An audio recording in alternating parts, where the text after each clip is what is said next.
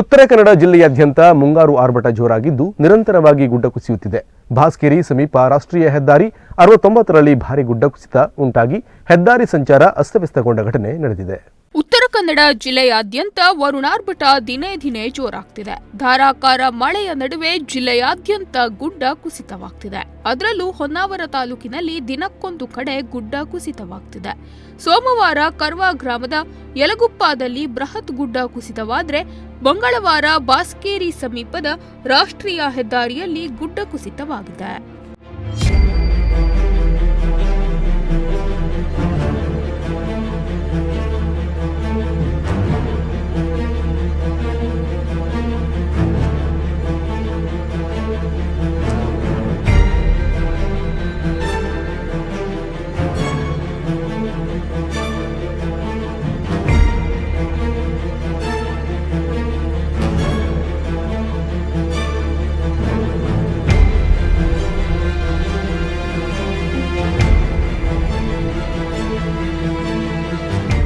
ತಾಲೂಕಿನ ಬಾಸ್ಕೇರಿ ಸಮೀಪದ ರಾಷ್ಟ್ರೀಯ ಹೆದ್ದಾರಿ 69ರಲ್ಲಿ ಭಾರೀ ಗುಡ್ಡ ಕುಸಿತ ಉಂಟಾಗಿ ಹೆದ್ದಾರಿ ಸಂಚಾರ ಅಸ್ತವ್ಯಸ್ತವಾದ ಘಟನೆ ನಡೆದಿದೆ.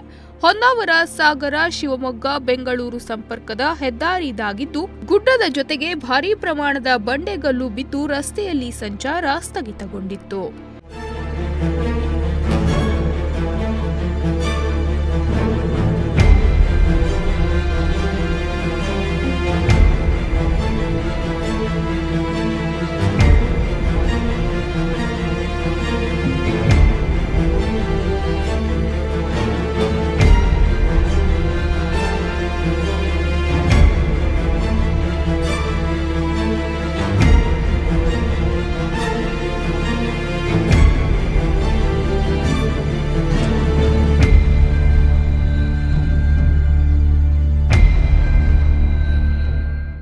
ಮಧ್ಯರಾತ್ರಿ ಈ ಘಟನೆ ಸಂಭವಿಸಿದ ಕಾರಣ ನೂರಾರು ವಾಹನಗಳು ರಸ್ತೆಯಲ್ಲೇ ಸಿಲುಕಿಕೊಂಡಿದ್ದವು.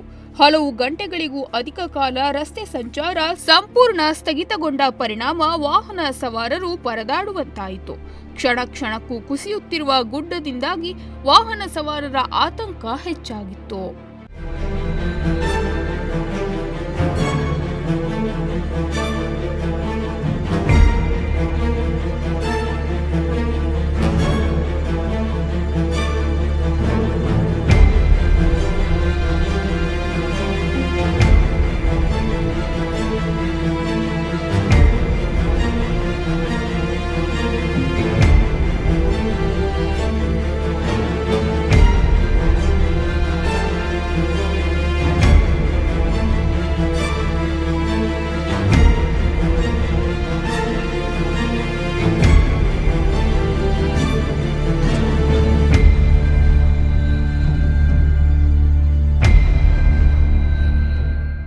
ನಿನ್ನೆ ರಾತ್ರಿ 12 ಗಂಟೆ ಬಿದ್ದಿತ್ತು. 12:30ವರೆಗೆ ಕೂಡ ಸಪ್ಪಳಾಯಿತು. ಸ್ವಲ್ಪನೇ ಬಿತ್ತು. ಬೆಳಿಗ್ಗೆ 3:30-4 ಗಂಟೆ ಹೊತ್ತಿಗೆ ಎಲ್ಲ ಕೂತಿತ್ತು ನೋಡಿ. ಈಗ ಮತ್ತು ಬೀಳ್ತಾ ಇದೆ. ಮತ್ತೆ ರೋಡಿಗೆಲ್ಲ ಈ ಥರ ಜನರಿಗೆಲ್ಲ ಅಪಾಯ ಆಗುತ್ತಿದೆ. ಕೆಳಗಡೆ ಮನೆ ಇದೆ, ಒಂದು 25 ಈ ಥರ ಮನೆಗಳು ಇದೆ. ಮನೆಗಳಿಗೂ ಹೆದರಿಕೆಗಳು ಇದೆ. ಬರೀ ಊಟ ಕೊಟ್ಟಿದ್ದ ಇದೇ ಥರ ಆದರೆ ಮನೆಗೆ ಕಷ್ಟ ಇದೆ.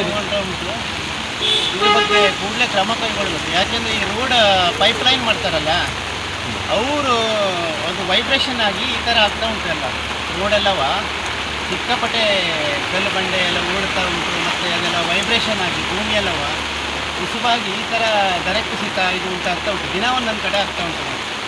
ಹೌದಾ, ಮೊನ್ನೆ ಎಲ್ಲ ಆಯಿತು, ನಿನ್ನೆ ಆ ದಿವಸ ಎಲ್ಲ ಆಯಿತು. ಇವತ್ತು ಇದು ಎಲ್ಲದಕ್ಕಿಂತ ದೊಡ್ಡ ಕುಸಿತ ಇದು.